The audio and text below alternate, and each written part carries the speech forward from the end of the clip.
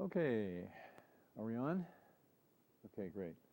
Now I want to shift gears a little bit. So far we've been talking about the structure of self-concept, how it works, all the little ins and outs, and most recently this morning the negative self-concept in the sense of a negated self-concept. There's also the negative self-concept in the sense that I am something and I don't like it. That's a different one, and we may have time to return to that this afternoon. But there's some other things I want to do first. And what I want to go after next is sort of the boundaries of your self-concept. We've talked about how this thing works. Now, how about the edges of it? How far out does it go, and so on? Now, boundaries are very metaphorical. You can start playing with them as I talk to you a little bit, and I give you some examples and so on. And I'd like you to start exploring your own boundaries.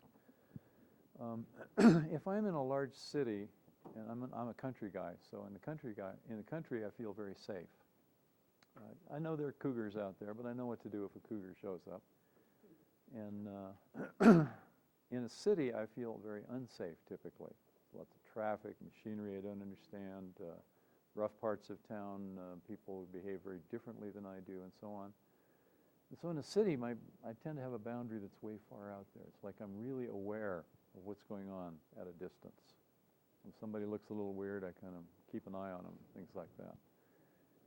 Then there are other safe places, like with my wife, and with my kids, inside my home. It's like I mostly have no sense of boundaries. It's like I'm just there, or another way of thinking about it is that I expand my boundary to include them. And so there's nothing between me and them.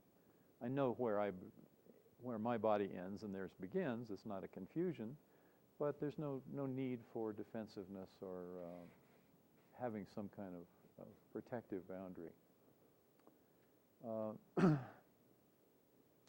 The comfortable conversation range in Western Europe and America is typically something like this.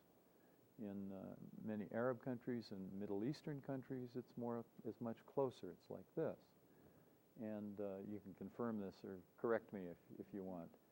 But typically then, if an Arab is speaking with an Englishman, the Arab moves into where it's comfortable for the Arab, and then the Englishman moves away to where it's comfortable for them, and then it looks like they're chasing each other around the room. And Edward T. Hall wrote about this many years ago in a book called The Silent Language. Virginia Satir used to utilize this by deliberately intruding on someone's boundaries to get their total attention. I recently saw a film of Salvador Minuchin, who was also a very interesting therapist. And two people were arguing, I think the father and the son, and they were yelling at each other. He tried to get in between them like this to block their interaction. It didn't work at all. They would just go like this, and they kept yelling, stuff like that. Virginia Satir moved much more effectively. The two people are yelling like this. She'd come in like this, and she said, now, Ron, I want to talk to you about something. Now, when I'm this close, can you pay attention to anything else? Not really, no. Not really. And it was very, very effective. She would interrupt the interactions by deliberately intruding, getting too close, but having gotten rapport, and always with a gentle touch, typically. So you knew nothing bad was going to happen. But still, when you get this close, it's weird. And it gets your total attention, and it stops the interaction like this. So these things do exist. And the question now is, how can you change these? How can you adjust these? How can you get some control? That's always my goal, at least, is how can you have more choice? Control has connotations that are not so good.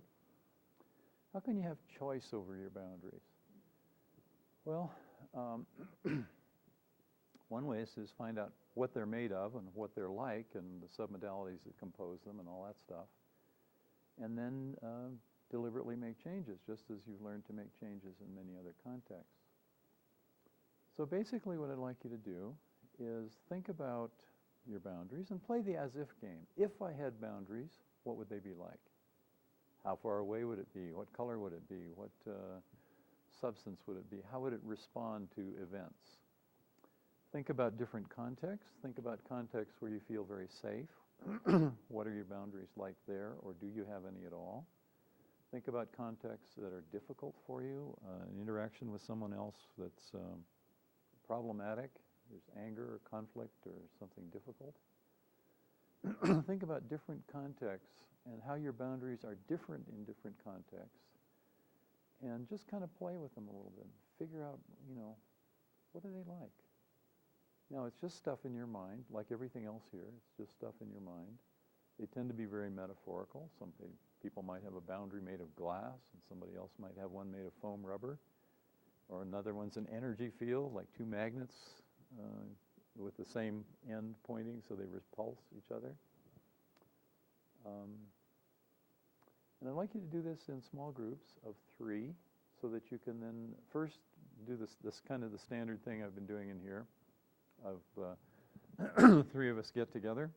And first it's about 5 minutes of just internal checking out. Oh, let's see, let's try this out. What are my boundaries like? What color are they? How far out are they? What do they feel like? Do they have a smell or a sound? And then another 10 minutes of sharing and playing. And then you can start taking on somebody else's. Like maybe Ron tells me, oh, I got a boundary list like this. And I go, oh, that's weird. Let me try it on. And then try it. What would it be like to have that? Just to get a sense of the variety. Okay? Any questions? And then we'll start playing with them and working with them. But first, just find out what's there.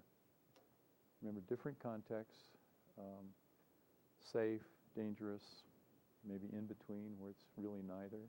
I don't know.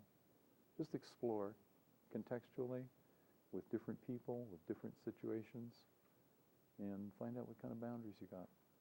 It plays the as-if game. You don't have to believe in these things. If I had a boundary, what would it be like?